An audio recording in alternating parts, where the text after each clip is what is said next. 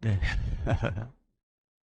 오늘 다시 시작하는 님 26번째 시간 예수 그리스도를 믿을 때 주신 것, 예수 그리스도를 믿을 때 주신 것이라는 제목을 가지고 주임성 듣도록 하겠는데요. 주임성 듣기 전에 먼저 이렇게 재미있는 유머를 준비했습니다.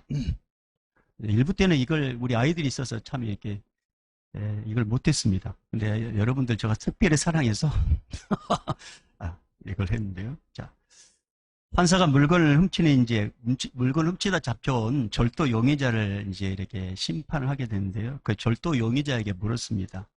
3일 연속으로 한 상점에 무단 침입했다는 것을 인정합니까?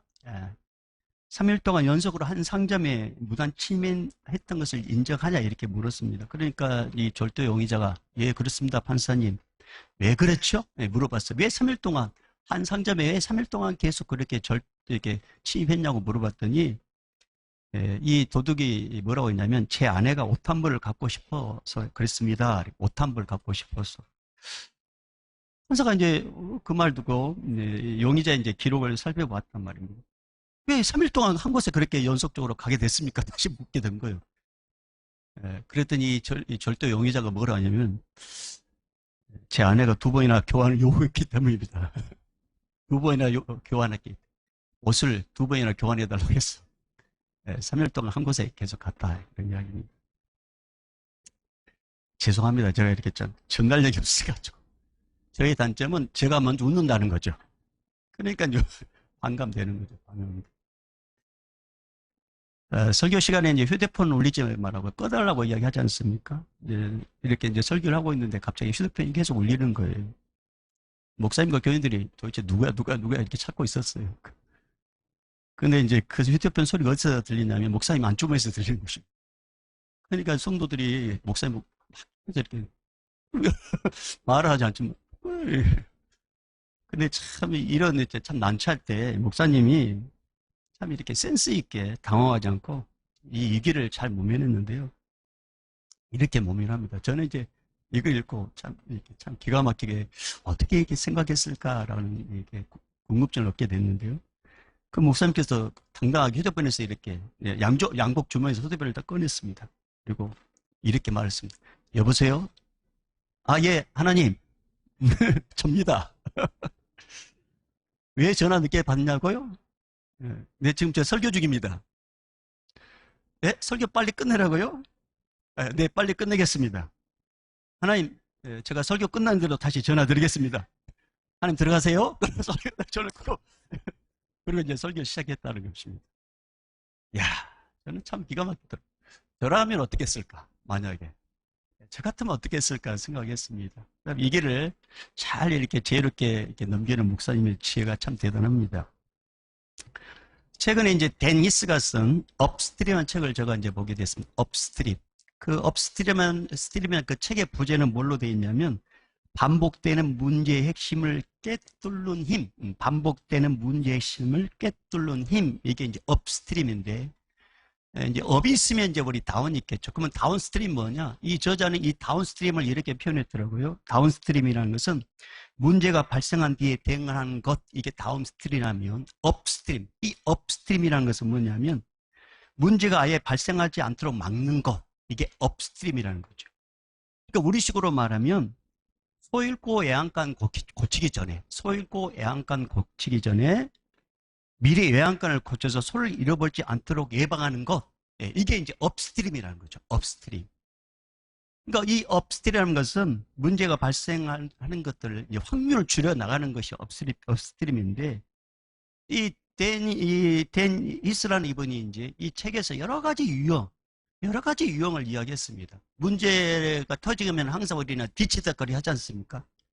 뭐 뒷수습만 하는데 미국에도 이제 그런 경우가 있었다는 거죠. 뒷수습만 하다가 이래서는 안 되겠다. 그래서 어떤 계기를 통해서 이제 새롭게 변화되는 그런 과정들을 유형을 이야기하는데 그 유형 가운데 하나는 뭐냐면 사람들이 이가 아프면 이빨 치료로 치과를 많이 가지 않습니까? 그러니까 비용이 많이 지출이 된다는 것이죠.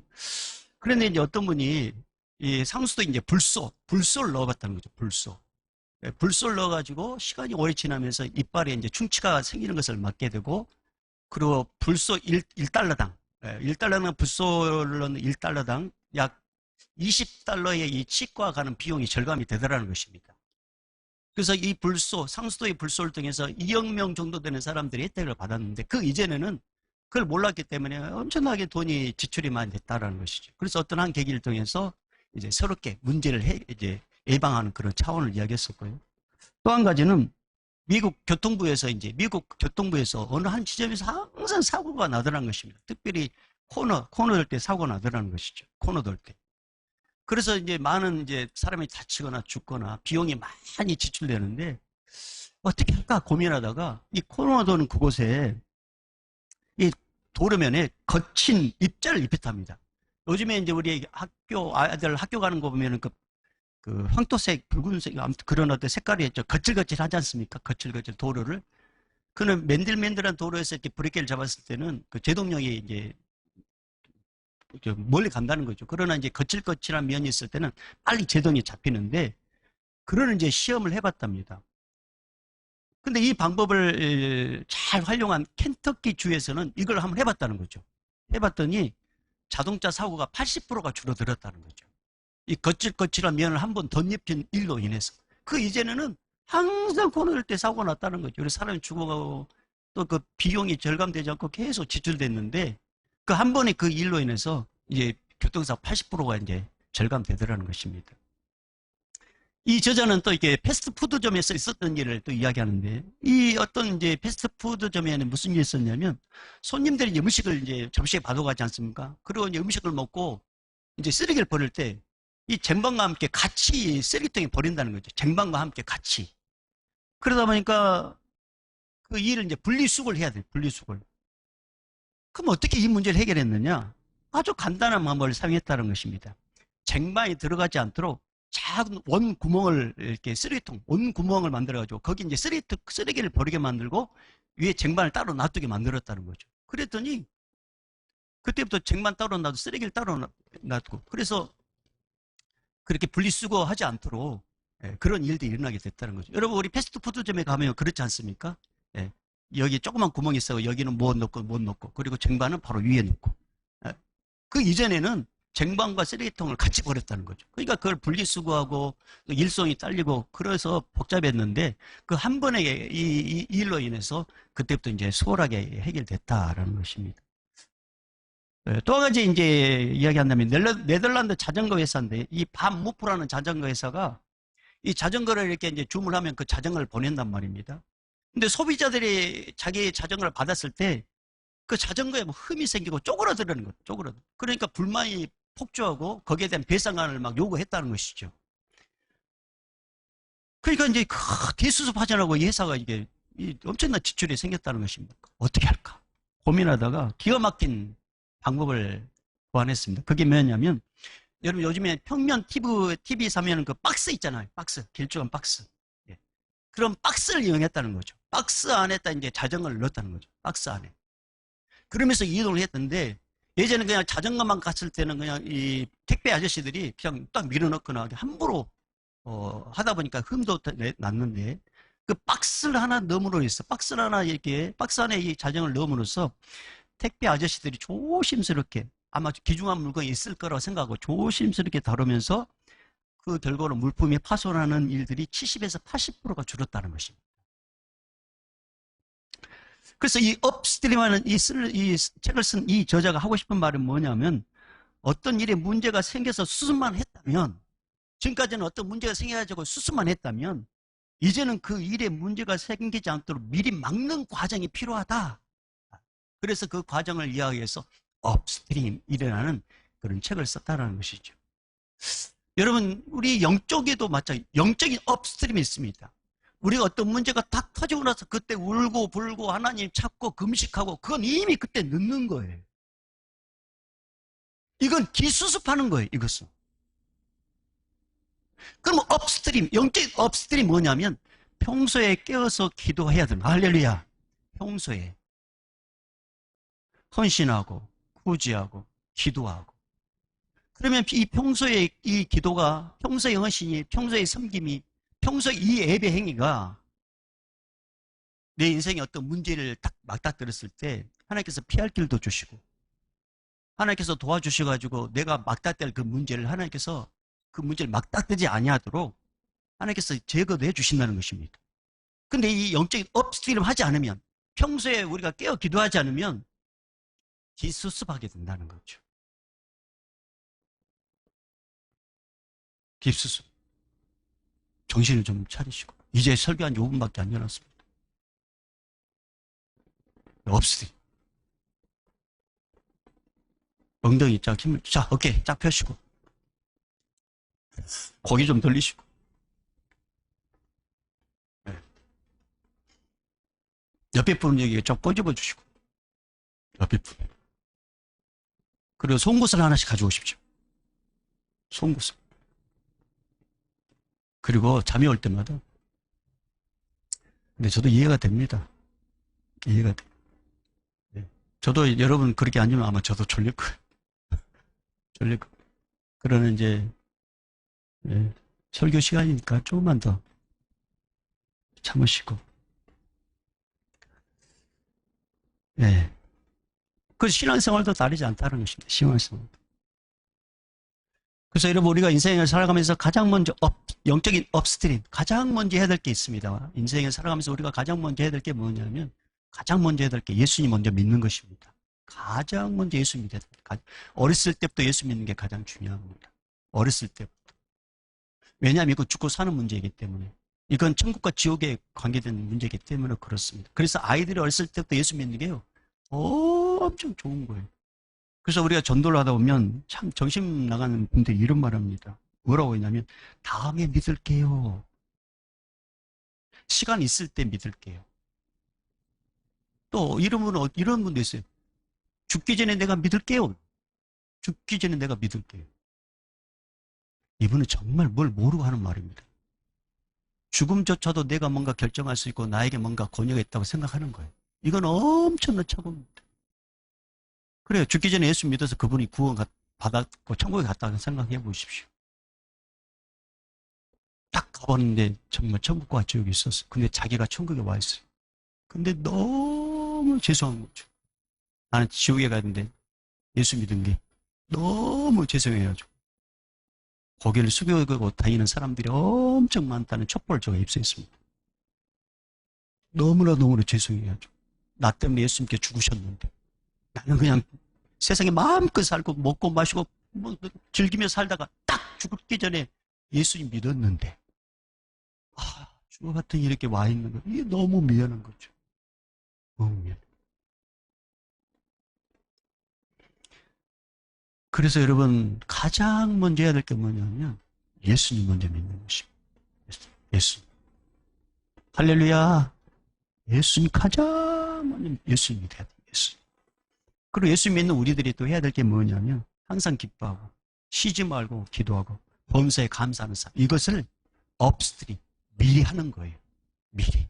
그러면 어느 시점에 하나님께서 기도가 쌓여서 기도 응답을 주시고 기쁨도 주시고 감사거리가 없는데 감사거리를 주셔가지고 하나님을 영화롭게 하는 일에 우리가 쓰임받게 된다는 것입니다. 자, 오늘 본문에 보면은 베드로는요, 뭔가 큰 분란이 일어날 것 같은데 이 베드로가 지혜롭게 대처함으로써 불만을 무마시키고 하나님께 영광 돌리는 그런 과정을 이제 오늘 본문에 나와 있어요. 자, 오늘 본문 속으로 우리가 들어가 보면 베드로가 이제 로마 군대 백부장 고넬료 집에 가지 않습니까? 고넬료 집에 가가지고 이제 복음을 전했습니다. 고넬료 가족과 그 친구들이 다 예수님을 믿게 되었습니다. 이 사실이 어느새 예루살렘까지 퍼졌습니다. 근데 문제가 생겼어요. 율법을 중요시 여기는 유대인 형제들이 문제를 제기한 것입니다. 그 문제가 뭐냐면 유대인과 이방인 함께하면 안 된다. 우리는 구별된 사람이고 저들은 더러운 사람이다. 그러니까 유대인들은 저 이방인들과 함께하면 부정을 타는 것이다. 그러니까 유대인들은 이방인과 함께하면 안 된다. 그런데 베드로가 율법을 범했다는 것입니다. 이방인이 고넬료 집에서 먹고 마시고 며칠 동안 유했다는 것이죠. 그 소문이 예루살렘까지 들려온 것입니다. 그래서 베드로가 예루살렘에 돌아오자 뭐하자 이들이 문제를 제기합니다. 그게 오늘 본문 2절 3절입니다. 자, 11장 2절 3절 11장 2절 3절 읽어볼까요? 시작. 베드로가 예루살렘에 올라갔을 때에 할례자들이 비난하여 이르되 내가 무헬라자의 집에 들어가 함께 먹었다 하니. 자, 이게 이제 문어체로 되어 있기 때문에 막 크게 다 와닿지 않죠. 근데 이것을 이제 이 유진 피터스의 메시 성경에는 좀 더 이렇게 강하게 이렇게 기록되어 놨습니다. 한번 들어보세요. 베드로가 예루살렘에 돌아오자 그의 옛 동료 가운데 할례를 중시하는 몇몇 사람들이 그를 나무랐다. 그를 나무랬다고 했습니다. 뭐라 나무랬냐? 당신이 그 무리와 어깨를 맞대고 금지된 음식을 먹으며 우리 이름에 먹칠을 하다니 도대체 어찌 된 일입니까? 라고 이렇게 나무랐다는 거죠. 나무랬어요. 베드로. 여러분, 이렇게 나무란 사람들이 진짜 예수를 믿고 변화되었다면 이렇게 질문을 했어야 돼요. 뭐라고 질문해야 되냐면, 이방인 고넬료가 어떻게 해서 예수를 믿게 되었는지 간증 좀 들려주세요. 그렇게 해야 된다. 그렇게 말을 해야 되는 거예요. 베드로를 보자마자. 근데 아쉽게도 이들은 고넬료 가족 예수 믿고 구원받는 것에 관심이 없습니다. 단지 어떻게 해서 유대인 당신이 이방인과 함께 먹고 마시고 율법을 범할 수 있냐고, 거기에 문제에 추궁을 해요. 이렇게 문제를 제기한 사람들 향해서 베드로가 어떻게 반응합니까? 자, 4절. 자, 우리 4절 정신 차리고 4절 또박또박 읽어봅니다. 시작. 베드로가 그들에게 이 일을 차례로 설명하여. 자, 이 본문을 메시 성경, 공동 번역, 현대인 성경에는 이렇게 기록해 놨어요. 그러자 베드로가 그들에게 처음부터 차근차근하게 설명했다. 처음부터 차근차근 설명하기 시작했다. 쉬운 성경에는 이렇게 기록해 놨어요. 그래서 베드로는 모든 사실을 질서정연하게 설명하기 시작했습니다. 이렇게 기록해 놨습니다. 여러분, 무슨 말이에요? 베드로가 문제를 제기하는 이 형제들 향하여 자기 권위를 내세우지 않았단 말입니다. 만약에 권위를 내세웠고 이렇게 이야기했다고 한번 생각해 보십시오. 내가 누군 줄 알고, 나를 바보로 알고 있어. 내가 그 정도로 눈치 없는 사람처럼 보여? 그리고 내가 당신보다 나이가 많아, 너희들 보라. 그리고 나 때문에 당신들이 예수 믿고 구원받았잖아. 근데 뭐? 내가 율법을 모르고 내가 그렇게 했다고? 그러면서 맞받아 쳤더라면 분란이 일어났을 것이고, 그 문제가 생겼을 거란 말입니다. 근데 오히려 베드로는 불같이 화를 내지 않냐고, 차분하게 지금까지의 과정을 차근차근하게 질서정연하게 설명을 하기 시작했다는 것입니다. 여러분, 사탄이 노리는 게 뭔지 아세요? 사탄이 노리는 거 분란입니다. 분란. 서로 싸우게 만드는 겁니다. 하나 되지 못하게 만드는 겁니다. 그리고 가장 중요한 게 뭐냐? 문제를 만들어서 이방인들에게 복음이 흘러가지 못하도록 만드는 것. 이게 사탄이 이걸 노린다는 거죠. 그러니까 예수님을 믿으면서도 율법을 중요시 여겼던 이 사람들이 그렇게 접근했다는 것입니다. 그리고 더 중요한 건 뭐냐? 받은 은혜를 쏟게 만들어요. 여러분, 고넬료는요, 베드로는 고넬료 가족이, 베드로가 예수님을 막 전하자마자 고넬료 가족에게 성령이 임해가지고 그들이 방언을 하는 그 모습을 현장에서 딱 똑똑히 봤단 말입니다. 와, 주님이 여기서 함께 하셨네? 엄청 은혜 받고 왔단 말입니다. 그리고 예루살렘 왔는데 이렇게 문제를 제기하는 사람이 왔을 때 만약에 불같이 화를 내고 나를 뭘로 하라 그랬다면 받은 은혜를 확 쏟아버렸을 것입니다. 그런데 베드로는요, 차분하게 차근차근 설명했다고 했어요. 우리가 흔히 하는 말이지만 귀담아 듣지 않는 사람들이 너무 많습니다. 그게 뭐냐? 은혜 쏟지 마십시오. 은혜 쏟지 마십시오. 그런 말을 여러분 귀담아 듣지 않아요. 사탄은 여러분 성도가 은혜 받고 변화되는 것을 가장 싫어합니다. 그래서 어떻게든지 은혜를 받았으면 그 은혜를 쏟게 만든단 말이에요. 사탄이 잘 쓰는 전술이 있어요. 전술. 여러분 그걸 잘 기억하세요. 여러분 은혜 받았는데 그 은혜를 쏟게 만드는 전술이 있단 말입니다. 그 전술이 뭐냐? 첫 번째, 여러분 오늘 예배를 드리고 가장 먼저 은혜를 쏟게 하는 장소가 어디냐? 주차장입니다. 주차장. 예배를 드리고 딱 주차를 가서 차를 딱 빼려는데 앞뒤에 차를 또 이렇게 딱 붙여놨어요. 짜증이 일어나. 근데 어떻게 뺐단 말이에요. 근데 빼다가 막 옆에 차를 딱 스쳤어. 와, 근데 옆에 주차 안 내시면 이렇게 돌리란 말이에요. 그런데 이제 그게 귀에 탁 거슬게 들어요.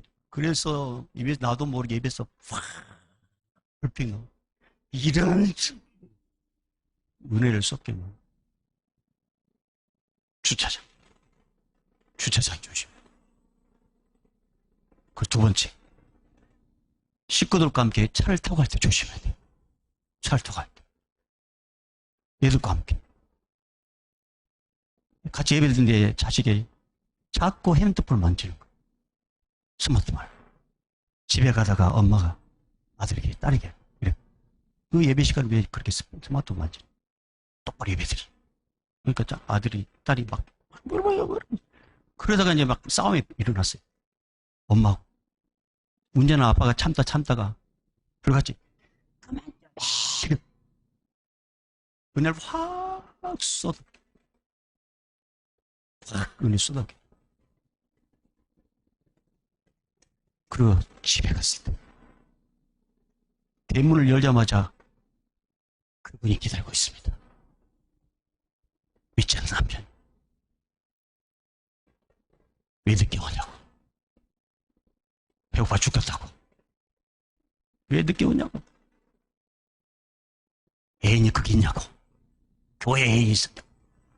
말 같지 않는 말을 막 공부해 합니다.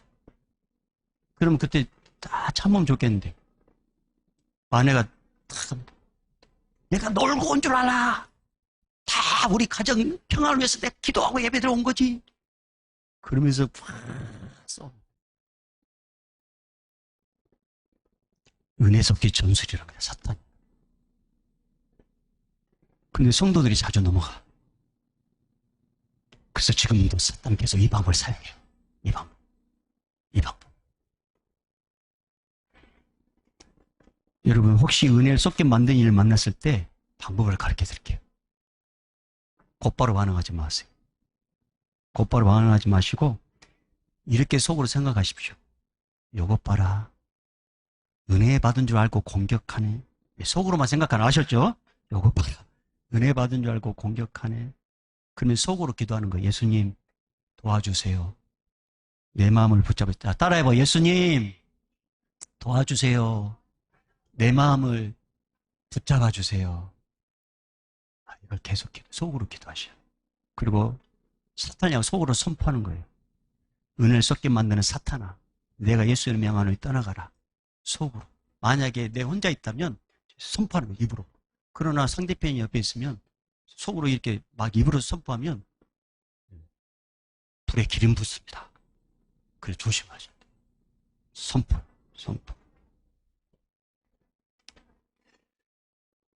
여러분, 그래서 예수 믿는 사람들은요, 영적 분별력을 찌려고 잘 대처를 해야 돼요. 영적 분별력을 가져. 잘 대처를 해야 돼요. 그래서 예수님께서 이런 말씀 하셨어요. 마태복음 10장 16절에 이렇게 말씀하셨어요.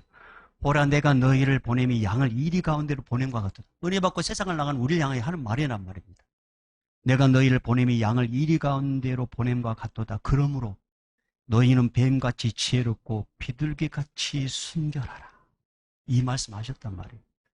가면 은혜 쏟게 만드는 일이 있을 것인데 너희들이 뱀처럼 잘 지혜롭게 그걸 이겨내고 비둘기처럼 거룩을 지켜라. 그래서 은혜를 잘 간직하라. 이 말씀이 의미였어요. 베드로를 향해서 왜 당신은 이방인과 함께 그렇게 같이 머물고 있었습니까? 라고 이렇게 나무랬던 이 사람들 향해 베드로는 같이 불같이 화를 내지 않았습니다. 왜? 아니까. 이것도 공격하네. 은혜를 쏟는다는 알기 때문에. 그래서 차분하게 질서 있게 그 과정을 이야기했다는 것입니다. 이야기했어요. 사랑하는 여러분, 저는 여러분이 영적 분별력을 갖기를 바랍니다. 영적 분별력. 은혜 쏟게 만드는 걸 여러분 잘 분별하셔야 돼요. 잘 분별. 근데 반드시 그런 방법으로 공격한다면 그래요, 방법으로. 베드로는 유대인 형제들에게 이제 차분하게 본인의 경험했던 이야기를 쭉 이야기합니다. 그 이야기 내용들이 이제 계속 나온단 말이에요. 그 이야기 내용들 여러분 아시죠?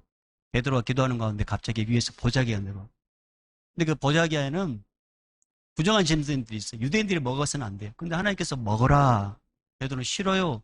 먹어라.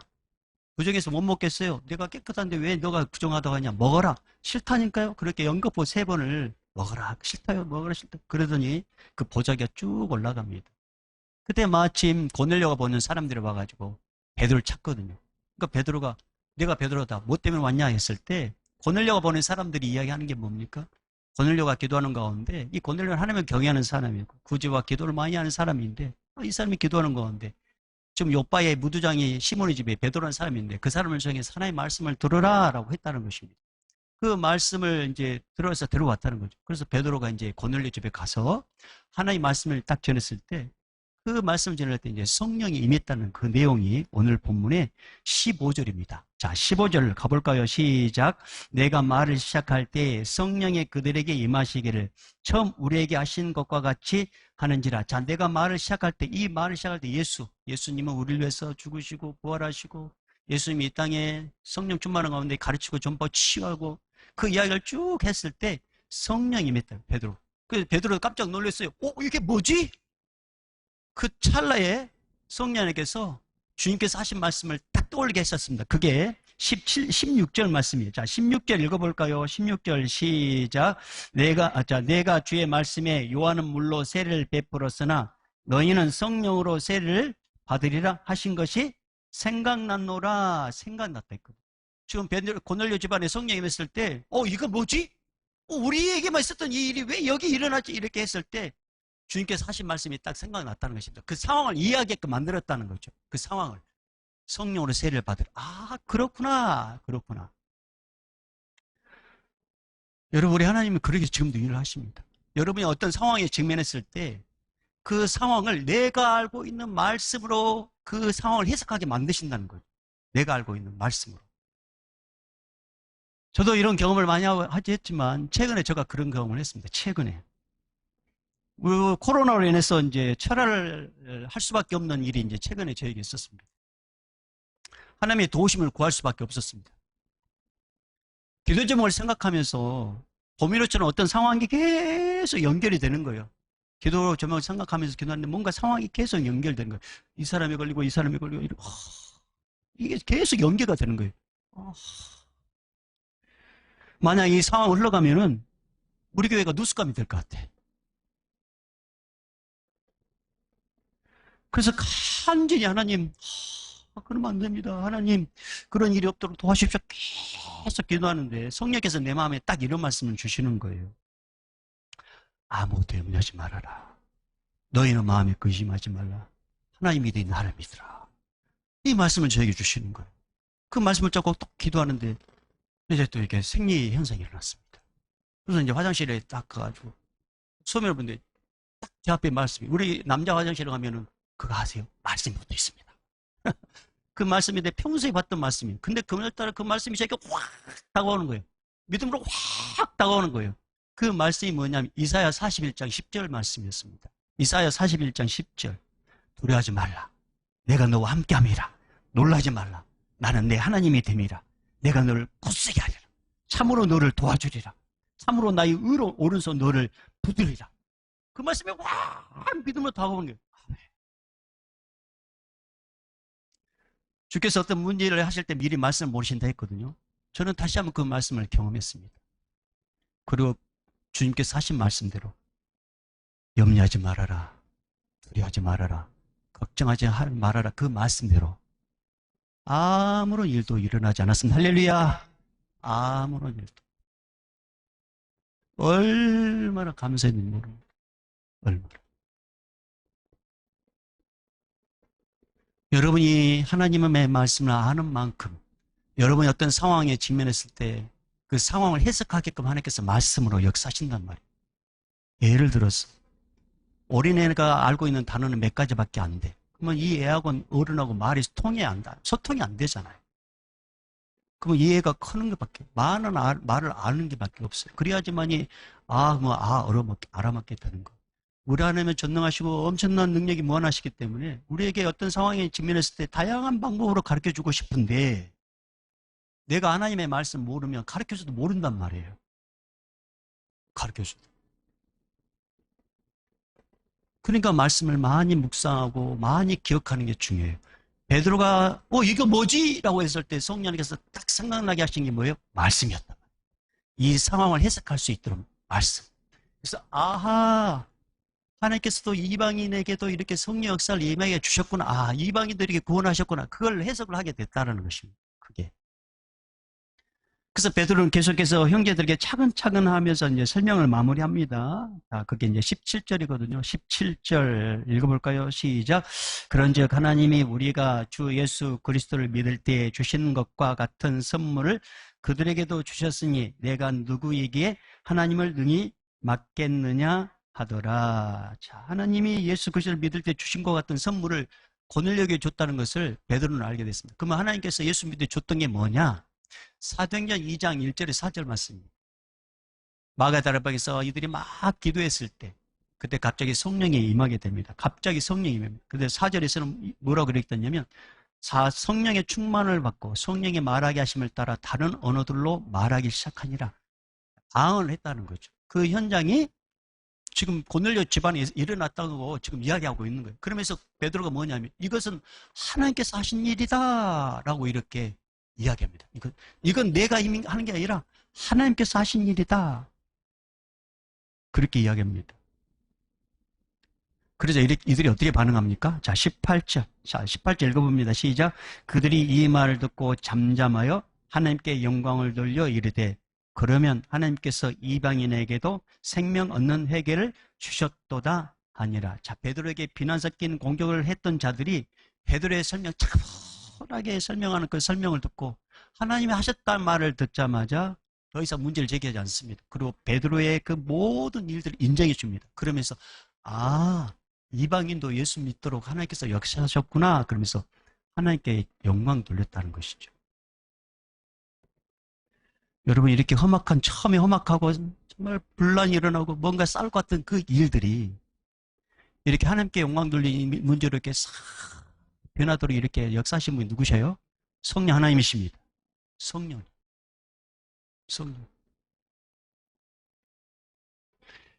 그래서 저는 오늘 여러분이 이제 이 말씀하고 마무리하렵니다. 사랑하는 여러분, 예수 안에 있는 자에게는 결코 부끄러움 당하지 않습니다. 예수 안에 있는 자는 결코 부끄러움 당하지 않습니다.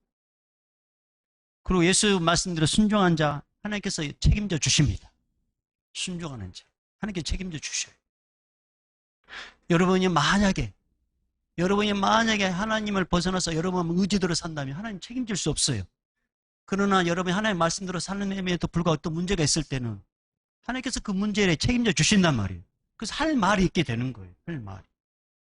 베드로는 이 모든 상황을 자기가 경험했던 그 모든 상황을 다 차분하게 이야기하고 마지막에 하나님께서 하셨는데 내가 어떻게 감히 맡겠냐고 하나님께서 하셨다고 고백을 합니다. 그러니까 하나님께서 어느 순간에 역전을 확 시키잖아요. 성도들의 그 마음을 딱 바꿔가지고 인정하게 만들고 차분하게 만들고 함께 이제 영광 돌리는 그런 과정으로 가게 됐다는 거죠. 사랑하는 여러분, 우리 예수 믿을 때 우리에게 주신 게 뭔지 아십니까? 첫째는 구원이고 내가 하나님의 자녀가 되는 권세뿐만 아니라 영적 분별력을 주셨어요. 영적 분별력. 성령님이 그렇게 우리에게 주셨단 말이에요. 예수 믿을 때 우리에게 주신 거 그걸 회복하십시다. 예수 믿을 때 우리에게 주시는 거 바로 성령님이십니다. 성령님은 모든 상황을 해석하게 만들고 역전시키게 만들고 또 차분하게 우리를 붙잡아 주셔요. 그래서 우리는 날마다 성령님을 의지해야 될 이유가 바로 거기에 있습니다. 하나님, 여러분 말씀 마무리합시다. 자, 18절 읽고 마무리합니다. 시작. 그들이 이 말을 듣고 잠잠하여 하나님께 영광을 돌려 이르되 그러면 하나님께서 이방인에게도 생명 얻는 회개를 주셨도다 아니라. 할렐루야.